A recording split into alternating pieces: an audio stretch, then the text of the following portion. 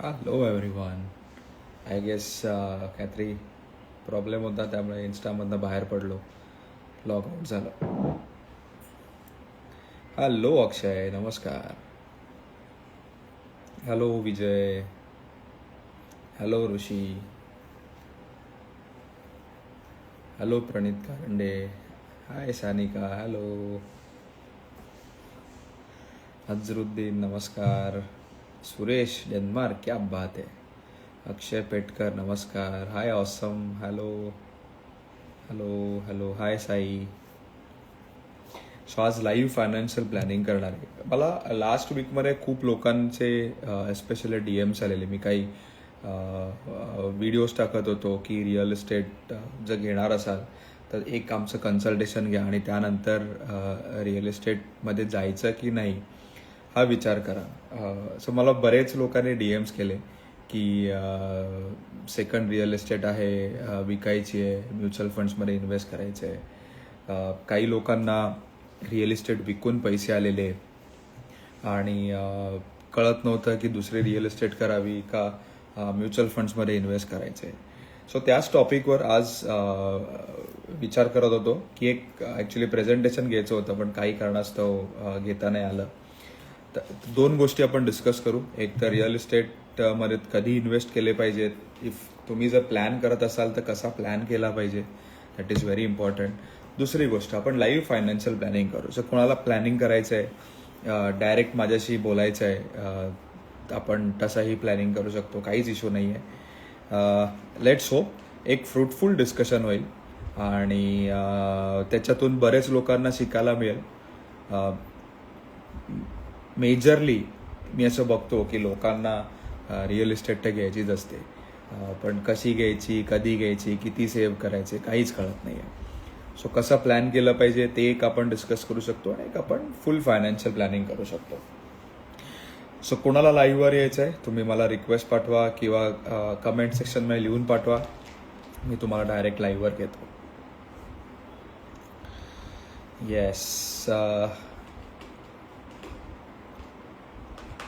अक्षय चंदन गावे, तुमच्याशी मी आधी बोललेलो. आपण नवीन लोकांना थोडासा लाईव्हवर घेऊ आता.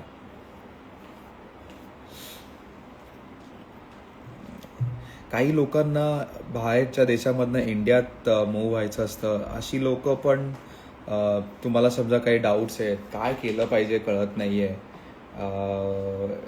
म्हणजे कसं प्लॅन केलं पाहिजे इंडियात येणं, तर त्याच्यासाठी पण मी हेल्प करतो. तर तसं काही असेल तर तोही तुम्ही प्रश्न घेऊ शकता, काहीच प्रॉब्लेम नाही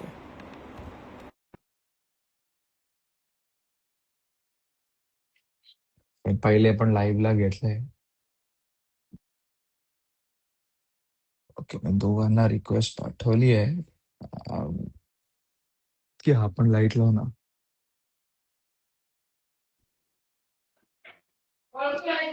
हॅलो, नमस्कार. येस, हॅलो तुमचा sorry sir. Back, no problem. तुमचा बॅक कॅमेरा चालू आहे, front hello camera. Yes, perfect. नमस्कार, बोला. नमस्कार सर.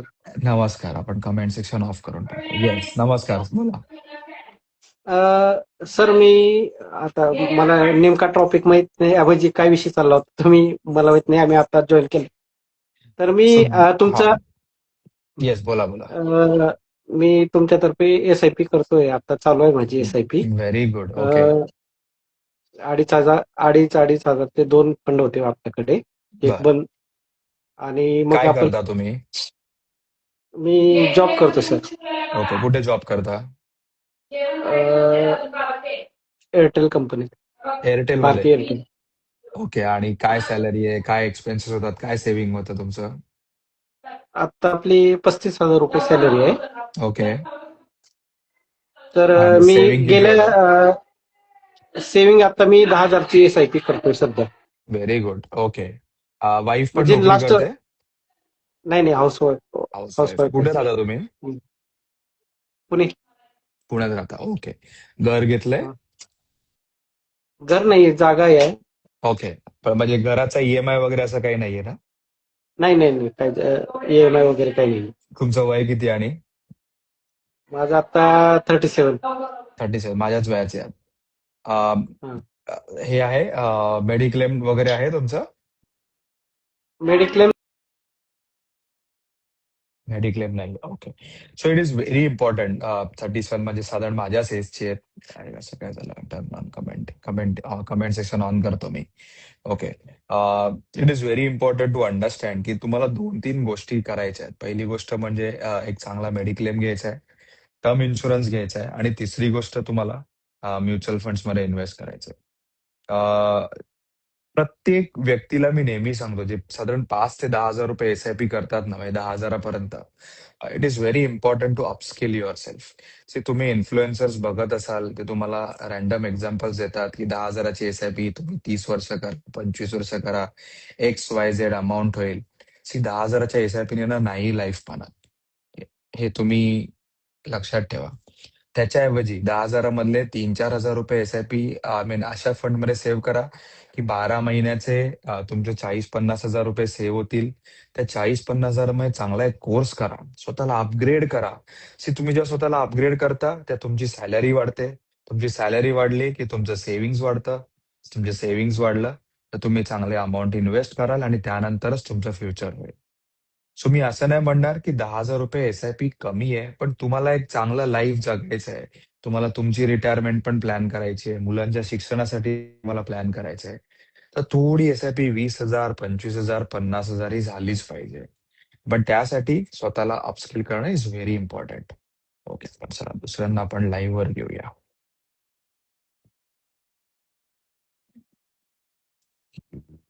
ओके.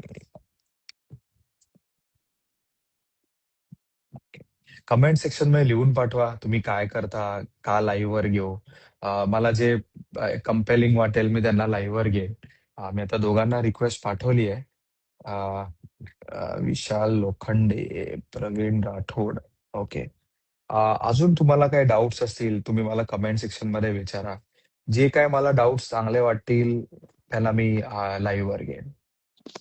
हॅलो, नमस्कार राठोड साहेब. नमस्कार सर. येस, बोला सरजी. मी मेट्रोमध्ये इंजिनियर आहे. बर, क्या बात आहे. पुणे मेट्रो हा. की मुंबई? नाही नाही, आपली इथं line 3 underground metro Mumbai, line 3 इथं अरे वाह, मुंबईला. क्या बात आहे. Very good. ओके. हम्म. तर मी ट्रेन पायलट आणि स्टेशन कंट्रोलर पण आहे. बर, ओके. काय वय आहे हम्म. तुझं? माझं वय आता 30 आहे. 30. आणि काय तुझी इन्कम, एक्सपेन्सेस, सेव्हिंग किती होतं? माझी सॅलरी 40K आहे ओके. आणि वाईफ पण जॉबला आहे मेट्रोमध्येच वगैरे. बर, तर तिला तिला किती आहे? 28. 20. म्हणजे साधारण 70-1,000 रुपये तुमचं येस. मंथली इन्कम आहे. आणि काय एक्सपेन्सेस होतात? सध्या EMI चालू आहे माझा. ते 6,000चाच आहे. गावाकडे घर वगैरे बांधलं आहे तर. 6,000 आहे. ओके. हा. आणि घर आणि खर्च किती होतो? घरवरचं 10,000 पकडा वगैरे असं. 10,000 नाही, जास्त होत असेल. नाही म्हणजे टोटल माझं असं 22,000 जातात टोटल. मग कसे काय म्हणजे काय जातं त्याच्यात? त्याच्यामध्ये रेंट वगैरे आहे, रूम रेंट रूम सहा रेंट किती म्हणजे जातं? 5,500 आहे. ते आपलं लाईट बिल वगैरे करून 6 वगैरे ते जातात. हम्म. त्यानंतर SIP 3,500ची SIP आहे. ओके. त्यानंतर रूम रेंट झालं. त्यानंतर होम 22,000 रेंट आहे. तुझ्या खिशातनं जातात आणि वाईफच्या खिशातनं? नाही म्हणजे आम्ही कॉमनच खर्च करतो असं. Common. Very good. Okay. So मग हम्म. 70,000 मधनं 25,000 रुपये खर्च होतात असं समज. 30 पकडा मॅक्झिमम. 30 पकडा, म्हणजे राहतात 40,000 रुपये. येस. 40,000 मध्ये किती सेव्ह करतो टोटल? सेव्हिंग आम्ही म्हणजे सध्या वगैरे असं आता घरी वगैरेच देतो. समजा शेतकरी असल्यामुळे थोडा गावालाच पाठवतो पैसे. किती पाठवायला लागतात दर महिन्याला? म्हणजे असं कंपल्सरी नाही, पण 10,000 वगैरे असं देतो थोडं. मला सांग, 10,000 पाठवले नाही तर घर चालू शकतं गावातलं? हा, चालू शकतात तिकडे, फक्त रोजगार वगैरे त्यांना द्यावं लागतं, बाकी काही नाही. बर. सो याच्यात दोन गोष्टी आहेत. आता समजा तू 40,000 रुपये, 70,000 रुपये तुझं इन्कम आहे, 30,000 रुपये एक्सपेन्सेस आहे, 10,000 रुपये अजून गावाला द्यायला लागतात, 40,000 गेले, राहिले 30,000 रुपये. येस. तुला 10,000 ते 15,000 रुपये सेव्ह करायचे कमीत येस. कमी. सो 15,000ची SIP केली, दरवर्षी 10% वाढवली तर साधारण 5 वर्षात 15-1 लाख रुपये होतात. ओके. सो ते तुझा पहिला गोल पाहिजे. पण आता मी ते मगाशी काय विचारलं की समजा 10,000 रुपये नाही दिले बाबांना, तर 15ची 25 केलीस SIP, तर येस 25,000चे 25 लाख रुपये होऊ शकतात 5 वर्षात. Yes yes yes. So that is important. So ते मेडिक्लेम आहे तुझ्याकडे? मेडिक्लेम कंपनीचा जो आहे तो आहे, आणि टर्म इन्शुरन्स घेतलाय मी 1 CR चा. Very good. Very good. Term insurance घेतलंय. स्वतःचा मेडिक्लेम पण काढ. Yes. दोघं जण ते दोघं जण तुला मुलबाळ आहे? हा एक लहान बाळ आहे 2 वर्षाचा. सो तिघांचा मिळून साधारण 50 लाखाचा 25 ते 30 हजार हप्ता येईल वर्षाला. That is your first priority as of now. Yes. ते पहिले करून घे. टर्म इन्शुरन्स तर आहे, आणि मग नंतर म्युच्युअल फंड्स पण वाढव. ओके. आणि माझ्याकडे म्हणजे गोल्ड वगैरे आहे, तर ते काय प्लॅन विचारायचं होतं मला. ते गोल्ड किती आहे? मला गोल्ड किती आहे? 12-13 तोळे आहे, तर त्यानुसार कसे प्लॅन करायला पण पाहिजे. ते म्हणजे तू असं वळं वगैरे घेतलंयस की ज्वेलरी फॉर्म मध्ये? ज्वेलरीमध्येच आहे. ज्वेलरीमध्ये. सो आता ह्याच्या पुढे गोल्ड नको घेऊस. ओके गोल्डचं कसं होतं की मला गरज लागली तर आपण गोल्ड विकणार नाहीये, ओके. आणि येस. गरज लागली तर त्या गोल्ड मधनं आपण कॅश फ्लो म्हणजे मंथली इन्कम पण नाही घेऊ शकणार आहे. आपल्याला तर अशी काहीतरी तरतूद करायची की जेणेकरून 40ला समजा जॉब सोडायची वेळ आली तर काहीतरी आपल्याला मंथली इन्कम जनरेट झालं पाहिजे. ते येस मंथली येस. इन्कम तुला म्युच्युअल फंड्स मधनं येऊ शकतं. तर गोल्डला मी बाजूकडे इन्व्हेस्ट करून काही असं करू शकतो का? कसं करणार तू? म्हणजे ते गोल्डवर लोन घेऊन असं? हा. येस. नॉट ऍडवायझेबल. ओके गोल्ड थोडंसं विकून तू करू शकतोस, लोन घेऊन नको करूस. Okay okay. तुला समजा वाटतंय की 3-4 ग्रॅम 5 ग्रॅम विकायचंय, म्युच्युअल फंड्स मध्ये यायचंय, ते तू करू शकतो. काहीच इश्यू नाही. रिअल इस्टेट बद्दल तुमचं काय ओपिनियन आहे? प्लॉट वगैरे घेणं. आता तुझ्या सध्याच्या इन्कमला तर 0 ऍडवायझेबल आहे. ओके. पहिले तुला थोडासा इन्कम वाढवायला लागेल, तुझे इन्व्हेस्टमेंट्स वाढवायला लागतील. हम्म, हम्म, 50 लाख 60 लाख झाले की मग 10-15 लाखाचा लँड घ्यायची. आता बिलकुल काही घ्यायचं नाही. Okay okay. ठीक आहे. चालेल चालेल. Thank you. Yes, thank you very much. Welcome. See, real estate घेताना ना it is very important to understand की तुम्ही कधी रिअल इस्टेट घेताय. करिअरच्या सुरुवातीला घेतली आणि समजा काय म्हणतात ना, EMI मध्ये खूप लाईफ गेलं तर मग त्याच्यात मजा नाही येत. मी आजच एका क्लायंटशी बोलत होतो. त्याची गावाकडची लँड काहीतरी सेल झाली आहे, आणि त्या सेल झालेल्या लँड मधनं ऑलमोस्ट 1.5 का 1.6 करोड आले. आता त्यांनी ती लँड 2001 साली काहीतरी 10 लाखाला घेतलेली, ती आज 1,60,00,000ला विकली. पण मजा काय माहितीये का, व्हाईट फक्त 50 लाखच आले, उरलेले 1,10,00,000 रुपये कॅश आले. आता मला सांगा तुम्ही, आजच्या काळात त्या कॅशचा उपयोग काय? ना घर घ्यायला कामाला येते, ना कशालाच कामाला येते. It is very important to understand की तुमची ऍसेट तुम्हाला कामाला आली पाहिजे. हेच 1,60,00,000 मधले समजा 20-1 लाख रुपये समजा कॅश, पण 1,40 जरी वाईट आले असते, तर आज लाईफ काय वेगळीच झाली असती. आणि हेच मेजरली लोकांना कळत नाही. चला, प्रदीप फडतरे, तुम्हाला लाईव्ह वर घेतो मी. रेग्युलर डायरेक्ट बोथ SIP आहे, इज दिस फाईन? मी नेहमी सांगेन की always have an advisor in place. जेव्हा तुम्ही एका ऍडवायझर थ्रू इन्व्हेस्ट करता, तेव्हा तुमची कॉन्फिडन्स लेवल खूप जास्त होते, आणि हँड होल्डिंग प्रत्येक ठिकाणी खूप जास्त मिळते. It is adviser is not only about returns, it is about process, it is about your future hand holding. तुमचा ना बॅक कॅमेरा चालू आहे प्रदीपजी, त्याला फ्रंट कॅमेरामध्ये कन्वर्ट करा. हॅलो, तुम्ही आहात का? Hello hello. Okay, no worries. काहीतरी इश्यू आहे, नो प्रॉब्लेम. सो हे असणं, माहिती असणं हे खूप इम्पॉर्टंट आहे. दुसरी गोष्ट, जेव्हा तुम्ही घर घेता तेव्हा अब्रप्टली जाऊन घर घेऊ नका. मला आज असं मूड आलाय, मला घरचे खूप पाठी लागलेत म्हणून मी घर घेतोय. डोंट डू दिस. तुम्ही प्लॅन करा, एक चांगला 5 वर्ष 6 वर्षासाठी प्लॅन करा. त्यासाठी एक वेगळी डाऊन पेमेंटसाठी SIP करा. सो मला समजा 1 करोडचं घर घ्यायचंय आज, तर अंदाजे आजच्या 1 करोडच्या घराची किंमत समजा 5 वर्षाने 1.25 करोड होती. 1.25 करोडला समजा 20% मला डाऊन पेमेंट करायचे, म्हणजे मला 25 लाख रुपये डाऊन पेमेंटला हवे.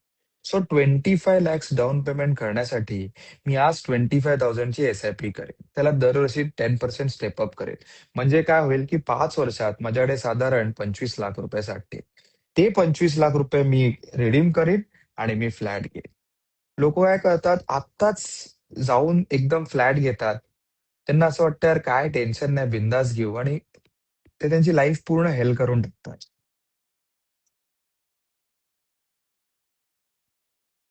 ओके, अजून कोणाला लाईव्ह वर यायचंय? स्वप्नील पाटील. ओके, पण तुम्हाला लाईव्ह वर घेऊया.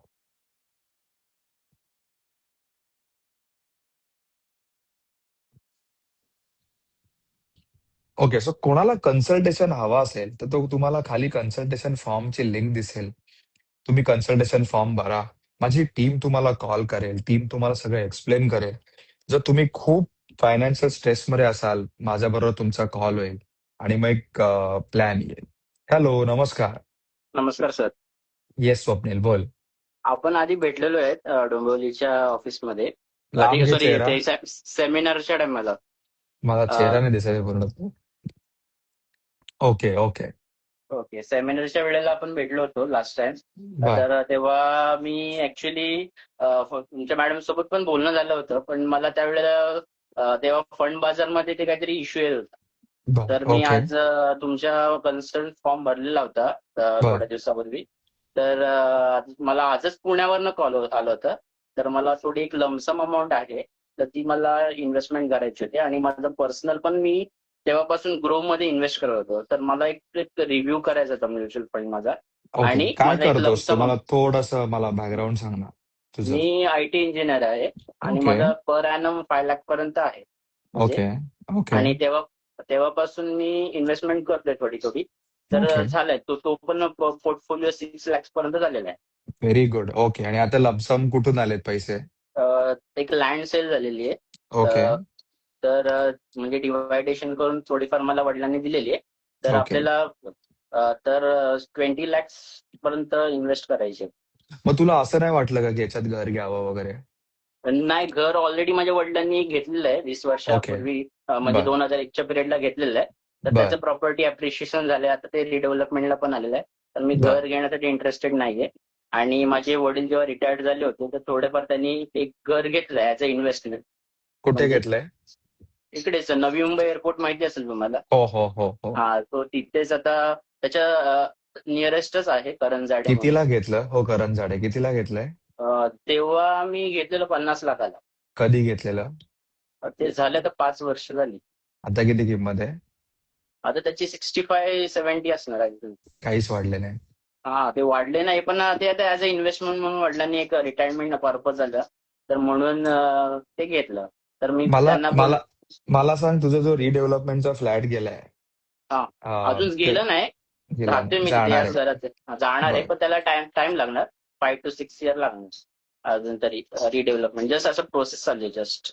Great great. ओके, मी तुला आता दोन गोष्टी याच्याबद्दल आपण बोलू. बरेच लोक रिटायर पहिले की तुला 20 लाख रुपये कुठे गुंतवायचे, हा सगळ्यात मोठा आत्ताचा हा प्रश्न आहे. हा ओके, सो नॉर्मली मी सगळ्या लोकांना सांगतो की तुमची SIPs आणि लमसम एकाच ठिकाणी पाहिजे. ओके, हे तुझा 6 लाखाचा पोर्टफोलिओ प्लस हे 20 लाख एका ठिकाणी असले तर सगळ्यात चांगलं, म्हणजे 26 लाखाचं प्लॅनिंग होऊ शकतं. हम्म, आता नॉर्मली जेव्हा मी प्लॅन करतो त्यावेळेला मी तुझा शॉर्ट टर्म जो गोल असेल, जो लग्न झालंय? हो, लग्न झाले, लहान 2 मुलं पण आहे. अरे, मेडिक्लेम आहे? मेडिक्लेम काढायचंय. माझा टर्म इन्शुरन्स 50 लाखाचा आहे. Okay, policy. पहिले माझ्या टीमला सांगून मेडिक्लेम काढून घे. नाही, मी इमर्जन्सी आता फंड आज आहे? बोललोय. ते हा, बोलले की मी तुम्हाला कनेक्ट करतोय. मी ठाणे ऑफिसला, मी आता एरोलीला असतो बर जॉबला. बर तर मला ठाणे ऑफिसला भेटायचं होतं. तर बर ते पुण्यावरनं मला आज कॉल आला होता. बर आता मला एक्झॅक्ट नाव आठवत नाहीये. एक इन्शुरन्ससाठी आला होता आणि एक त्याच्यासाठी. ऍक्च्युली मी नंबर पण सेव्ह केलाय, पण मी बर बोललो की मला मुंबईच्याच ऑफिस सोबत कनेक्ट करूया, म्हणजे मी फेस टू फेस भेटून कसं करायचंय. तर मला ओके वाटलंच तर त्याला टॅक्स वगैरे जर लागत असेल तर मग मी वाईफला पण इन्व्हॉल्व करीन त्याच्यामध्ये. ओके ओके, म्हणजे हरकत नाही, कसं ठीक आहे. एकटाच एवढे पैसे टाकायचे म्हणजे थोडं डाऊटफुल वाटते, म्हणून मी आय अंडरस्टँड असं होतं असं. टॅक्स सो डिडक्शन सो याच्यात वगैरे दोन काय. गोष्टी सो याच्यात दोन गोष्टी खूप बघण्यासारख्या आहेत. ओके, पहिली गोष्ट आहे की 20 लाख रुपये करायचे कुठे? Swapnil Patil. Okay, no worries. So 20 lakh रुपये करायचे कुठे? आता समजा त्याचं वय होतं, विचारायला विसरलो, अज्युम करून चालू की 35 आहेत. सो माझं असं म्हणणं असतं की नेहमी 50% थोडेसे मी हायब्रिडमध्ये पैसे ठेवतो, 50% मी इक्विटी फंड्समध्ये इन्व्हेस्ट करतो. सो आता इक्विटी फंड्समध्ये इन्व्हेस्ट करायचं तर SIF हा खूप चांगला ऑप्शन आहे. सो तुम्हाला थोडंसं डाऊनसाइड प्रोटेक्शन पण मिळतं, अपसाइड पोटेन्शियल पण मिळतं. दुसरी गोष्ट, रिटायरमेंट नंतर ज्या वेळेला आपण कुठली रिअल इस्टेट घेतो, 50 लाख रुपये आज एका प्रॉपर्टीमध्ये गुंतवले, त्याचे आज 65 ते 70 लाख झाले असं तो म्हणतो. माझ्या मते 50 लाखात ते 55-60 लाखच रुपये असतील. आज 2020-21 साली 21 साली 50 लाख जर कोणी गुंतवले असते म्युच्युअल फंड्समध्ये, तर आज त्याचे 1 करोड झाले असते. प्रॉब्लेम काय? लोकांना ना रिअल इस्टेट घेण्यात दे आर मोर कॉन्फिडंट. त्यांना असं वाटतं की रिअल इस्टेट मूव्ह कधी चुकूच शकत नाही. सगळे भाव वाढतच जातात. पण तुम्ही जर खरंच ऍक्च्युअली चेक केलं तर रिअल इस्टेटच्या प्राइसेस फार कमी पॉकेट्समध्ये खूप वाढल्या आहेत. आणि जिथे वाढल्या आहेत त्याच्यानंतर जर तुम्ही घ्यायला गेलात तर तुम्हाला कधीच अप्रिसिएशन मिळत नाही. म्हणजे तुम्हाला मी एक एक्झाम्पल सांगतो की मुलुंडमध्ये म्हणजे साधारण मुंबईमध्ये 2006 ते 2015 मध्ये प्रचंड ग्रोथ झालेली. म्हणजे मला आठवतंय माझे एक रिलेटिव्हने 1 BHK घेतलेला 16-17 लाखाला 2006 साली, तो 2013 साली 16 लाखाचा 93 लाखाला त्यांनी विकलेला. म्हणजे ऑलमोस्ट ऑलमोस्ट 6 टाइम्स पैसे झालेले. पण 2013 ते 2026 या 93 लाखाच्या फ्लॅटची आज किंमत 1 करोड किंवा 1 करोड 10 लाखाच आहे. लोकांना काय वाटलं की ते 93 लाखाची किंमत जर तेव्हा त्यांनी घेतली ती प्रॉब्ली 2-2.5 करोड 3 करोड होईल. असं नाही होत. सायकल असते, सायकल. आणि ती सायकल, आवाज आला घेतली, आणि ती सायकल असते ना, त्या सायकलमध्ये तुम्हाला पैसे जेव्हा मिळाले रिअल इस्टेटमध्ये, त्यानंतर तुम्हाला एक्झिट करणे इज ऑल्सो व्हेरी इम्पॉर्टंट.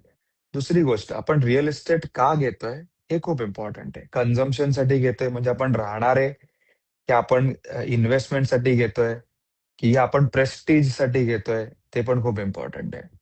मी तुम्हाला अजून एक एक्झाम्पल देतो. लास्ट वीकला एक क्लायंटने 3 BHK फ्लॅट घेतलेला मुंबईमध्येच. आणि तो फ्लॅट असा होता की ऑफिसच्या जवळ त्यांनी घेतलेला आणि थोडासा अवकातीच्या बाहेरचा फ्लॅट होता. आणि ते ज्या फ्लॅटमध्ये राहत होते 2 BHK, त्या 2 BHK आणि 3 BHK मध्ये 70-80 लाखाचा फरक होता. तर त्यांना असं वाटलं आपण 3 BHK मध्ये मूव्ह होऊन जाऊ, 2 BHK आपला कधीही जाईल. आणि तो 2 BHK सेल व्हायला 2.5 वर्ष गेले. या 2.5 वर्षात काय झालं की त्यांना खूप लाईफमध्ये तडजोड करायला लागली. मला ती फॅमिली ज्याला ऑफिसमध्ये आलेले कन्सल्टेशनसाठी, ती वाईफ मला कंटिन्युअसली सांगत होती की आम्ही आमच्या लाईफ मधले जे 3-3.5 वर्ष स्ट्रेसमध्ये काढलेत, त्यांनी ह्यांना म्हणजे हस्बंडला त्यांच्या डायबिटीस झालाय, बीपीचा त्रास सुरू झालाय. कारण continuously end of the month या EMI नंतर पैसेच राहायचे नाही. त्या मुलांचं शिक्षण आलं, फ्लॅट जाता जात नव्हता, रेंट फार खूप कमी येत होतं, खूप डिफिकल्ट सिच्युएशन झालेली. Don't do this. Real estate is not a priority. तुम्ही घर घ्या, घर घ्यायला काहीच प्रॉब्लेम नाही. प्लॅन करून घर घ्या. मी नेहमी सांगतो, प्लॅन करणं is very important in life. Okay, अजून मला लाईव्ह वर यायचंय, तुम्ही कमेंट सेक्शन मध्ये लिहा, मी तुम्हाला लाईव्ह वर घेतो. ओके, पल्लवी चांदपूर. ओके, तुम्हाला लाईव्ह वर घेतो मी.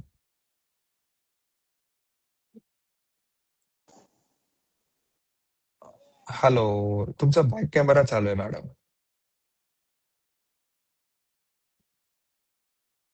हॅलो हॅलो, फ्रंट कॅमेरा चालू कर मॅडम. तुम बरेचदा असं होतं की आपण लाईव्ह वर फर्स्ट टाइम आलेलो असतो, त्यामुळे आपला hello. Yes perfect. Sorry. Yes madam, मला नो वाटलं नाही की प्रॉब्लेम. तुम्ही ऑनलाईन घेताल म्हणून. येस, बोला मॅडम.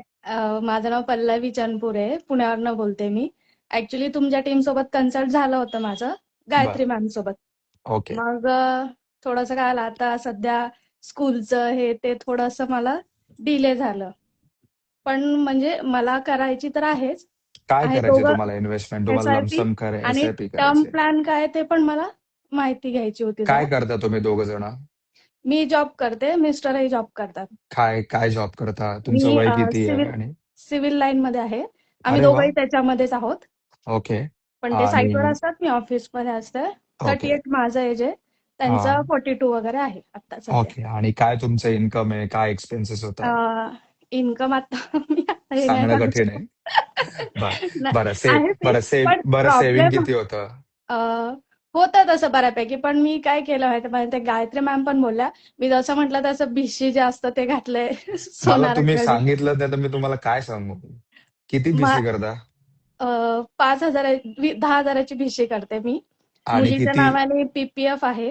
हा, ते सुकन्या किती करता? योजना आहे. ओके, ती असं काही नाही, दर महिना 5,000-1,000 वगैरे मी टाकते त्यात. ती आता 2027 मध्ये पूर्ण होणार आहे. बर.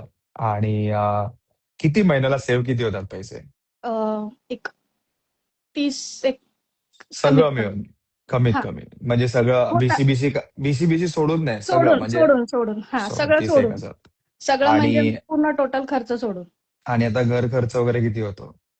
घर खर्च असं इतकं काय नाही, ते सगळं सोडूनच मी सांगते एवढं सगळं होतंय बर. साधारण सेव्हिंग. EMI वगैरे चालू आहे? आहे. बर बर. तुम्ही गायत्रीशीच बोला, तुम्ही काहीच बोलत नाही माझ्याशी. तुम्हाला काय बोलणार आता? पण मला म्हणजे थोडासा प्रॉपर मग त्यांना सांगा की कन्सल्ट करायला, कारण त्यांनी डोंट एकदम वरी. मला वीसची सांगितलेली.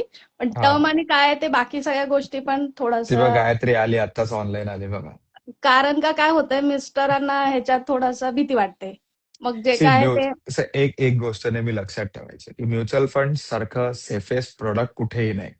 हा 42 वर्षात म्युच्युअल फंड्स मध्ये एकही फ्रॉड झालेला नाहीये. एकही म्युच्युअल फंड मुळे लोकांचे पैसे डुबले असं एकदाही झालेलं नाहीये. प्रॉब्लेम काय की आपण सगळे पैसे इन्व्हेस्ट करतो, बीसीत करतो, जिथे पैसे डुबण्याचे 1,000% चान्सेस असतात. आपण स्टॉक्स मध्ये पैसे लावतो अंधाधुंद, जिथे पण पैसे डुबण्याचे चान्सेस असतात. म्युच्युअल फंड्स तुम्ही एका आर्थिक सल्लागार थ्रू इन्व्हेस्ट केले, चान्सेस तुम्ही पैसे बनवण्याचे खूप जास्त आहे.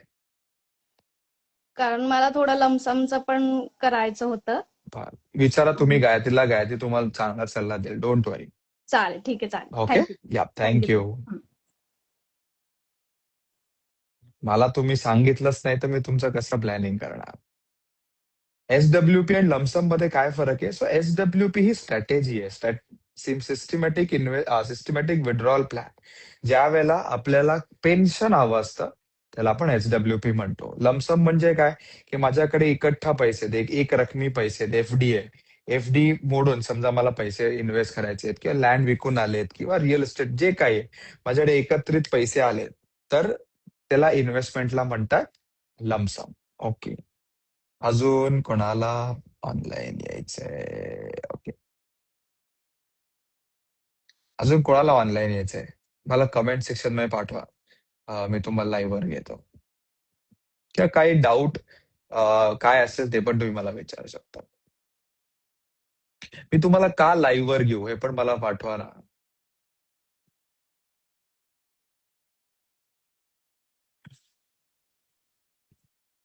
I am IT professional, when can we buy the flat? Depend करतं. तुमच्याकडे आज पैसे आहेत, तुम्ही आजही फ्लॅट घेऊ शकता. तुमच्याकडे पैसे नाहीये तर तुम्हाला प्लॅन करायला लागेल 5 वर्षासाठी, 7 वर्षासाठी.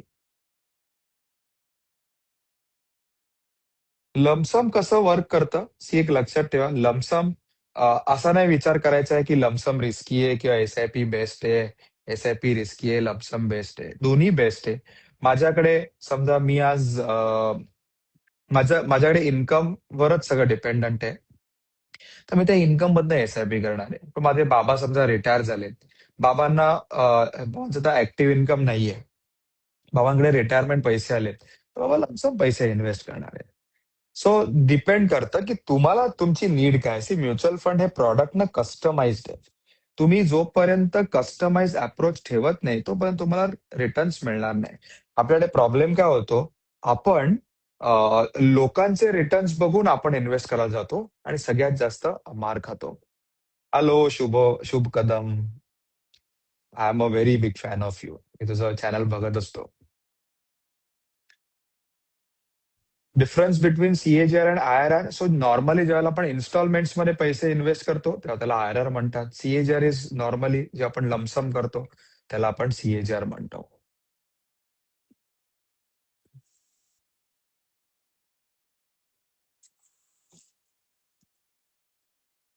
ओल्ड गोल्ड सेल करून इन्व्हेस्टमेंट करू शकतो का? करू शकतो. करायला काहीच प्रॉब्लेम नाही. का करावं हे इम्पॉर्टंट आहे.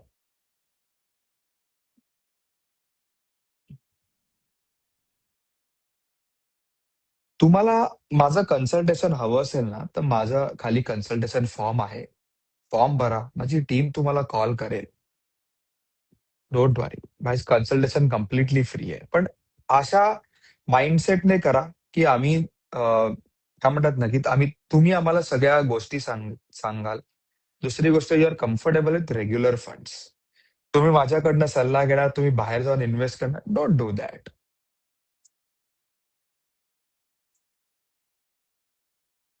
Thank you Shubham. Thank you.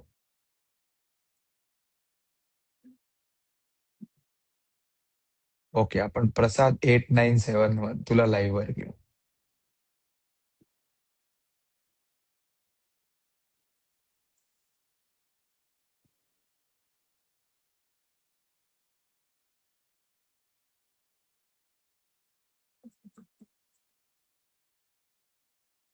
Mutual fund invested. Hello, नमस्कार. नमस्कार सर. येस, बोला. मला तुमचा डाऊट नाही कळला. माझा डाऊट असा आहे की माझ्याकडे आता 80 लाख रुपीज आहेत आणि मी असा विचार करतोय की expecting up to 7 to 8 years मला त्याचे 5 CR पर्यंत मला त्याचे पैसे झाले पाहिजेत. ठीक आहे. तर ते मी इन्व्हेस्टमेंट ऍज अ लमसप मध्ये करू का मी ऍज अ सेल्स ऑफिस घेऊ जे असेल अश्युअर्ड रेंट आउट वगैरे आपल्याला भेटतं. मी असा विचार करतो ते 1 CR चं सेल्स ऑफिस 5 to 6 year मध्ये 3 to 4 CR पर्यंत होईल वगैरे काय असं. एवढं कुठे रेट वाढतात भाऊ? जास्त झाले. 80 लाखाचे 7 वर्षात 5 करोड म्हणजे you are talking 6 times in 7 years. खूप जास्त रिटर्न्स एक्सपेक्ट करतोयस. 80 लाखाचे 10 वर्षात 3-3.5 करोड होणं म्हणजे 15% होतात. ओके हे रिझनेबल एक्सपेक्टेशन्स आहे. ओके सो तू 1 लाख SIP केलीस, दरवर्षी 10,000ने वाढवलीस, म्हणजे 10% स्टेपअप केलीस, तर 10 वर्षात 3 करोड होतात. ओके सो 80 लाख लमसम आणि 1 लाख SIP तुला 10 वर्षात 6.5 ते 7 करोड देईल. म्हणजे 80 लाख 1 लाख SIP प्लस 80 लाख समसम. लमसम. हा तर ते तर किती 10 वर्षात? वर्षात तुला 6.5 करोड देईल. 6 ते 6.5 करोड. ओके पण these are reasonable expectations. Okay reasonable expectations ठेव. काय होतं ना, खूप एक्सेसिव्ह मल्टिप्लाय करायला गेलो ना पैसे, की मग एक कानफटात बसते आपल्याला कुठेतरी आणि ओके त्याने आपण 10 वर्ष पाठी जातो. Don't do that. ओके. तुझं वय लहान वाटतंय. तुझं एज किती आहे? माझं 31 आहे. 31. 31व्या वर्षी 80 लाख रुपये असणं खूप हा. मोठी गोष्ट आहे. म्हणजे आम्ही सांग. असेट विकूनच ते आमच्याकडे पेमेंट आलेलं आहे. एक्झॅक्टली. हो ते हा सो मी नेहमी म्हणतो वरच्याचा हात पाहिजे हे असे पैसे येण्यासाठी. चांगल्या सल्लागारने सांगेल त्या हिशोबाने इन्व्हेस्ट कर. 1 लाख SIP करू शकतो. सध्या तुमच्याकडेच चालू आहे. मी तुमच्याच आय थिंक आकांक्षा मॅमकडेच मी गायडन्स घेतोय. सध्या स्टार्ट मी 25 पासून केलेले. 25 माझं SIP चालू आहे. आता आणि मॅक्झिमम किती वाढू शकतो अजून? हा मी 15 ते आता 50 सध्या करू स्टार्ट मी शकतो. 50 करू शकतो. राईट. 60 करू शकतो. 50 ते 60 करू शकतो मी. येस येस 60 करू शकतोस. Yes yes definitely. ओके. उद्या मला DM कर किंवा आज DM कर. माझ्या टीमला उद्या सांगतो मी 60,000 पहिली SIP कर. 80 लाखाचा तुला मी प्लॅन देतो. 60,000 SIP पण 10 वर्षात तुला साधारण 2 करोड करून देईल. सो तुझं ओके. ते गोल आहे ना त्याच्या हा जवळपास चाललायस तू. राईट. हा माझं 80 ते लाख लमसम 3.25 करोड. 60,000 SIP तुला 2 करोड म्हणजे 5-5.25 करोड पर्यंत घेतलास. हम्म. सो कारण ते दीज आर रिझनेबल एक्सपेक्टेशन. म्हणजे एक्सपेक्टेशन्स पोहोचण्याची प्रोबॅबिलिटी खूप जास्त आहे. ओके. नाही ठीक आहे. मी तेच रिच आउट करतो अक्षय मॅमशी आणि आहे. कनेक्ट करतो. राईट. आकांक्षा नाही आता टीम मध्ये, पण कोणतरी ऑफिस मला दुसरा तुला रिवर्ट करेल. Don't worry. Okay okay okay. ठीक आहे मॅम. ठीक आहे. काय problem sir. Yes. Thank you thank you. Thank you very much. Thank you.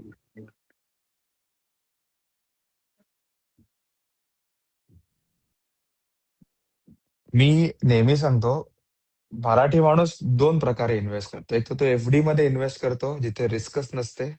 दुसरं, तो अशा ऍसेट क्लासमध्ये इन्व्हेस्ट करतो, जिथे महिन्याला 5%, 10% रिटर्न मिळतात. Don't do that. Reasonable expectations ठेवा. 12% over a period of 10 years is a very good return. Very good return. त्यामुळे तुम्ही ते केलं ना, तर तुमची लाईफ चेंज होऊन जाईल. इंडेक्स फंड्स ने पण पैसे बनवलेत, नाही असं नाही. पण मी नेहमी म्हणतो, कुठलाही फंड तुम्ही ऍक्टिव्ह फंड घ्या किंवा इंडेक्स फंड घ्या, तुम्ही का घेता ना हे तुम्हाला माहिती पाहिजे.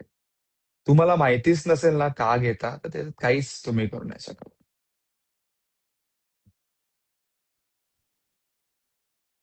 Bro was expecting 25% CAGR. Yes, होता असं लाईफमध्ये. चुका होतात, त्यामुळे दॅट इज फाईन. फक्त एकच आहे की अशा चुका वारंवार नाही झाल्या पाहिजे. 30-31 वर्षाचा वयात 80-81 लाख रुपये असणं खूप मोठी गोष्ट आहे.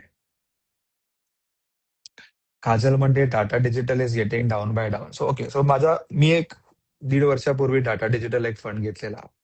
सो जानेवारी पर्यंत तो 15% प्लस होता आणि आज तो 15% मायनस आहे. ओके, सो नॉर्मली असं नाही होणार की मी घेतलेले फंड 100% चालायलाच पाहिजे. It happens. एखाद दुसरा फंड चुकू शकतो. अजूनपर्यंत मी डिसिजन घेतलेला नाही की तो फंड चेंज करायचा की नाही चेंज करायचा, because I come from a stock market background. So मला असं वाटतं की रिव्हर्सलचे चान्सेस आहेत आयटी मध्ये. Let see. नाही झालं रिव्हर्स तर आपल्याकडे तो ऑप्शन नेहमी आहे चेंज करायचा. पण खालच्या मार्केटमध्ये स्विच करणं थोडंसं मला पटत नाही, म्हणून मी थांबलोय.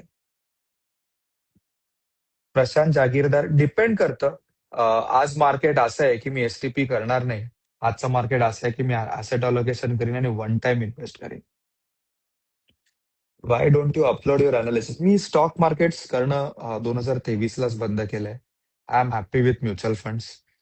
मला दररोज ट्रेडिंगचं टेन्शन नकोय आणि मला असं नेहमी वाटतं की काय म्हणतात ना, ती रिस्क नकोय. 12-15% CAGR वर असं मला आता या नोव्हेंबर 2026ला म्युच्युअल फंड चालू करून 10 इयर्स होतील. माझा आत्ताचा IRR 10 वर्षाचा 14.8 आहे, विच इज व्हेरी गुड. 4.5 करोडचा पोर्टफोलिओ झालाय, which is way beyond my expectations. मला अजून माझं लाईफ बिलकुल एक्साइटिंग करायचं नाहीये. जे काय चाललंय ते खूप छान चाललंय.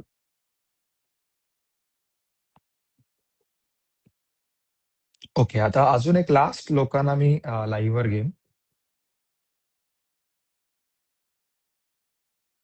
रिक्वेस्ट मला तुम्ही प्लीज कमेंट सेक्शन मध्ये लिहून पाठवा ना. खूप लाईव्ह रिक्वेस्ट आहेत. इट्स बेटर की तुम्ही कमेंट सेक्शन मध्ये लिहा, तुम्हाला मी लाईव्ह घेतो.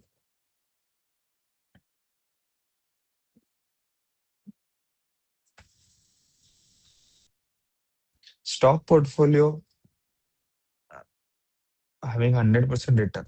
मी 2023 नंतर पर्सनली माझा जो स्टॉकचा पोर्टफोलिओ होता तो हळूहळू शिफ्ट करत करत ऑलमोस्ट 90% म्युच्युअल फंड्स मध्ये मी आणलेला आहे. आणि I don't intend to do any stocks henceforth. मला ते दररोज अनालिसिस करून स्टॉक्स मध्ये इन्व्हेस्टेड राहायचंय का नाही राहायचंय मला बिलकुल नकोय. ओके, अनिकेत काळे, चला. अनिकेत काळे तुम्हाला मी लाईव्हवर घेतो. ओके, चला लास्ट एक आपण लाईव्हवर घेऊ. लेट्स होप एक चांगला फ्रुटफुल डिस्कशन होईल. Best large cap funds. मी कुठल्याही फंड बद्दल नाही सांगत. मी लाईव्ह फक्त वेनसडेला येतो. वेनसडे 9 ते 9:45-10 पर्यंत. हॅलो, नमस्कार अनिकेत. तुमचा बॅक कॅमेरा चालू आहे. Yes, perfect. हा. बोला. नमस्कार राहुल सर. नमस्कार, बोला. तुम्ही मला ओळखलं नसेल. 2022ला तुम्हाला पहिल्यांदा कॉल केलता मी. बर. आणि 3-3.5 वर्षापूर्वी तुमच्या ह्याच्यावरती लाईव्ह पण आलेलो. बर, क्या बात आहे. ओ हा. ग्रेट. आणि मी काय अनिकेत सर नाहीये, मी अनिकेत आहे राहुल भैया. हो अनिकेत, थँक्यू अनिकेत. तर 2022 पासून मी म्युच्युअल फंडची जर्नी चालू केली. अरे वा, व्हेरी गुड. हा. आणि तुमचा आणि माझा परिचय एक तर चांगला आहे. आपण व्हॉट्सअपला पण बोललेलो आहे. त्यावेळेस तुम्ही नवीनच होते बर इंस्टाग्राम बर वरती. बर आणि बर त्यावेळेस मी आज तुम्हाला राहुल सर म्हणतो, पण त्यावेळेस राहुल भैया काय कुठे आहे तू असं बोलायचं. अरे बापरे, तर हो हा, दॅट्स हा, ग्रेट. हा. तर 2022 ला मी माझ्याकडे लमसम अमाऊंट होती, तर मी एक मल्टी ऍसेट फंड घेतला, त्याच्यामध्ये इन्व्हेस्ट केलं. Very good. Multi asset fund घेतल्याच्या नंतर 2-2.5 वर्ष मल्टी ऍसेट फंड मध्येच राहिलो मी. 2दा लमसम टॉपअप केलं. मल्टी ऍसेट फंड असल्यामुळे मी त्याच्यामध्ये सस्टेन राहिलो. म्हणजे ओके. मला असं काही मार्केटच्या अपडाऊनचा काही फरक पडला नाही. आणि मग मला कळत गेलं की मार्केटचा गुणधर्म आहे कमी होणं जास्त होणं. त्याच्यानंतर मी मल्टी ऍसेट फंड सोबत मिड कॅप फंड घेतला, एक थेमॅटिक फंड घेतला. आणि आज जवळपास 3.25 वर्ष झाले मी म्युच्युअल फंड मध्ये आहे. आणि एक 20-22 लाखांचा पोर्टफोलिओ माझा आहे वयाच्या 29व्या वर्षी. 29व्या वर्षी. हा, 29व्या वर्षी म्हणजे अंडर 30, 20-22 लाखाचा माझा पोर्टफोलिओ आहे. आणि माझ्याकडे काही जास्त फंड नाही आहेत. Mutual fund it's diversification. तर एक मल्टी ऍसेट, एक मिड कॅप आणि एक थेमॅटिक असे फंड्स माझ्याकडे आहेत. जे काही लाईव्ह बघत आहे, जे तुमच्यासोबत जोडलेले आहेत, त्यांना मी एकच सांगतो की mutual fund is asset of 7 year. हा 7-8 वर्षाचा असेट क्लास आहे. पॉवर ऑफ कंपाऊंडिंगचा जर बेनिफिट जर आपल्याला घ्यायचा असेल तर मार्केटचा कुठलाही विचार न करता 10 ते 12 वर्ष आपण इन्व्हेस्टेड राहिलं पाहिजे. आपल्या आजोबांनी 50-60 वर्षापूर्वी जागा घेतल्या होत्या, जमिनी घेतल्या होत्या, आज त्या कोटीमध्ये आहेत. तर this is a power of compounding. तर आपण म्युच्युअल फंड वरती पण ट्रस्ट ठेवला पाहिजे आणि 10-12 वर्ष सस्टेन राहिलं पाहिजे, इन्व्हेस्टेड राहिलं पाहिजे. जे काही मार्केटमध्ये फंड्स आहेत त्याच्यामध्ये आपण इन्व्हेस्टेड राहिलं पाहिजे. आणि आयुष्यामध्ये इन्व्हेस्टमेंटमध्ये डिसिप्लिन पाहिजे. विदाऊट डिसिप्लिन काही होत नसतं. आयुष्यामध्ये पर्सनल ग्रोथ पाहिजे तर डिसिप्लिन पाहिजे. म्युच्युअल फंड मध्ये जर वेल्थ क्रिएट करायचे असेल तर डिसिप्लिन पाहिजे. व्हेरी आणि गुड. मला डिसिप्लिन सांग मला सांग 29व्या वर्षी 22 लाखाचा पोर्टफोलिओ काय भारी वाटत असेल यार. हा, भारी वाटतं. म्हणजे कॉन्फिडन्स आलाय. मी आतापर्यंत कधी कोणाला सांगत नाही, कधी सोशल मीडियावर नसतो, काही नसतो. आणि मी सोन्यातही इन्व्हेस्ट करतो, गोल्ड व्हेरी मध्ये गुड. वगैरे. या सोन्यातही इन्व्हेस्ट करतो. म्हणजे अंगठ्या दाखवले म्हणजे मला काही शो ऑफ करायचा नव्हता, पण डायव्हर्सिफिकेशन असलं पाहिजे. प्लॉट घ्यायचा असलं, फ्लॅट घ्यायचा असलं तर तुम्हाला 50-60 लाख रुपये लागतात, 1 कोटी लागतो. पण म्युच्युअल फंड घ्यायचा असेल तर तुम्हाला 10,000 पण म्युच्युअल फंड घेऊन 10,000 कामाला लावता येतात. लिक्विडिटी म्युच्युअल फंड मध्ये, फ्लेक्झिबिलिटी म्युच्युअल फंड मध्ये. जे म्युच्युअल फंड मध्ये ज्यांना इन्व्हेस्ट करायचं, मी तर म्हणतो त्यांनी जरूर तुमच्यासारख्या राहुल कुलकर्णी सारख्या सरांचा कन्सल्टंट घेतलं पाहिजे. आणि direct mutual fund, regular mutual fund ह्याच्यामध्ये जास्त न गुंतता, एक्सपेन्स रेशो ह्याच्या 12 भानगडीत न पडण्यापेक्षा आपला पैसा योग्य ठिकाणी योग्य माणसाच्या मार्गदर्शनाखाली लावला पाहिजे. म्युच्युअल फंड मराठी माणसं अजून फार लांब आहेत म्युच्युअल फंड पासून, हळूहळू करेक्ट. जोडल्या जात आहेत. हा, त्याच्यामुळं मराठी माणसांनी, महाराष्ट्रातल्या मराठी माणसांनी म्युच्युअल फंड ट्राय केलं पाहिजे. 5 वर्ष, 7 वर्ष, 10-12 वर्ष म्युच्युअल मी फंड मध्ये मी इन्व्हेस्टेड राहिलं पाहिजे. मी परवाच माझ्या एका टीम मेंबरला सांगत होतो, त्याचं वय 24 आहे. हम्म, म्हटलं पुढच्या 6 वर्षात जर तू 20 लाख रुपयेचा पोर्टफोलिओ केलास, हम्म, त्यातले 10-12 लाख रुपये समजा आपण लग्नाला वापरले, हम्म, तर भाई तुझ्या आयुष्यातला कॉन्फिडन्स एवढा हम्म. वाढेल तुझा की तू इमॅजिन नाही करू शकणार. बरोबर आहे, ते आज तुझं झालं पाहिजे. 29व्या बरोबर आहे. वर्षी माझ्याकडे पण पैसे नव्हते. 29व्या वर्षी टू बी व्हेरी फ्रँक माझ्याकडे नव्हते माहिती आहे, पैसे. 2016 ला 5,000ची SIP चालू केलेली आहे. 2016 बरोबर. साली मी 28 वर्षाचा होतो. हो हो, माहिती आहे ना मला. तुमचा पूर्ण मला म्हणजे तुम्ही आणि तुमचे वडील काका हे सगळे फुल टाइम ट्रेडिंगच करत होतात. त्याच्यानंतर तुम्ही हम्म. म्युच्युअल फंडला आलात. हम्म. 2022 ऑक्टोबरला तुमच्या 2 रील होत्या. त्या दिवसात मी तुम्हाला फोन केला होता. बाप पाच, रे, सगळं माय माहिती आहे मला. गुडनेस, क्या हा. बात आहे. थँक्यू अजून व्हेरी जर मच. व्हॉट्सअपवर जर थँक्यू. समजा तुम्ही जर गेले तर मग आपल्या दोघांच्या चॅटिंग्स आहेत. तुम्ही माझे व्हॉट्सअपला माझ्याकडे स्टेटस बघायचे. माझ्याकडे 100% असणार माझे सगळे हा हा. व्हॉट्सअप. तुझा मोबाईल माझा ऑफिसमध्ये अनिकेत असेल. काळे म्हणून. हा, हा. पण मला मला पिंग करून ठेव, मला आवडेल. हो हो. आणि आज चांगला पोर्टफोलिओ आहे माझा. मी अजून व्हेरी त्याच्यामध्ये गुड. पुढचे 10-12 वर्ष इन्व्हेस्टेडच राहणार आहे. Very good. I am very happy. एकदा ये हम्म. ऑफिसला भेटायला पुण्याला. हो, पुण्याला बाणेरला आहे ना तुमचा? नाही, आता आधी ह्याला होतं, कोथरूडला होतं, आता हम्म. स्वारगेटला आहे. अच्छा अच्छा, येतो मी भेटेल तुम्हाला. येस, थँक्यू हा, very much Aniket. Thank you. Thank you thank you. Thank you. एवढी लोक आधीपासून जोडली गेलेली आहेत, माय गुडनेस. मला या 2026 डिसेंबरला लाईव्ह चालू करून 4 वर्ष होते. मी विचार केलेला महिन्यातनं एकदा लाईव्ह घेऊ. कसं लाईव्ह घ्यायचं, किती लोक येतील, काहीच माहित नव्हतं. ते प्रोसेस चालू करून 4 वर्ष होते. I feel so happy about it. Thank you very much. Thank you. चला, it was nice talking to all of you. तुम्हाला काही लागलं, कन्सल्टेशन फॉर्म भरा. माझी टीम तुम्हाला कॉल करेल. टीम एकदम एक्सपिरियन्स्ड आहे. Don't worry about it. तुम्ही खूपच फायनान्शियल स्ट्रेसमध्ये असाल, मी पण आहे. मी पण हेल्प करतो. Okay. Thank you very much. Next वेनसडेला सेम टाइम परत भेटूया. Thank you. Bye bye.